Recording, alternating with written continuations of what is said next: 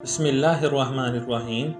حضرت ابو ذر غفاری رضی اللہ تعالیٰ عنہ سے روایت ہے، فرماتے ہیں کہ رسول اللہ صلی اللہ علیہ وآلہ وسلم نے مجھے 7 باتوں کا حکم فرمایا۔ نمبر 1، مساکین اور غرباء سے محبت رکھنے اور ان سے قریب رہنے کا حکم۔ نمبر 2، آپ صلی اللہ علیہ وآلہ وسلم نے فرمایا کہ دنیا میں ان لوگوں پر نظر رکھوں جو مجھ سے نیچے درجے کے ہیں، یعنی جن کے پاس دنیاوی زندگی کا سامان مجھ سے بھی کم ہے، اور ان پر نظر نہ کروں جو مجھ سے اوپر کے درجے کے ہیں، یعنی جن کو دنیاوی زندگی کا سامان مجھ سے زیادہ دیا گیا ہے۔ اور بعض دوسری حدیثوں میں ہے کہ ایسا کرنے سے بندے میں صبر و شکر کی صفت پیدا ہوتی ہے۔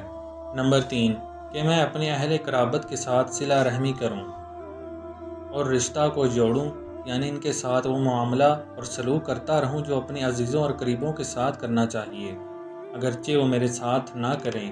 اور آپ صلی اللہ علیہ وآلہ وسلم نے مجھے چوتھے نمبر پر جو حکم دیا کہ کسی آدمی سے کوئی چیز نہ مانگوں، یعنی اپنی ہر حاجت کے لیے اللہ تعالیٰ ہی کے سامنے ہاتھ پھیلاؤں اور اس کے سوا کسی کے در کا سائل نہ بنوں۔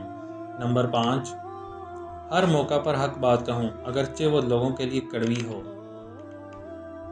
نمبر 6، کہ میں اللہ کے راستے میں کبھی ملامت کرنے والے کی ملامت سے نہ ڈروں۔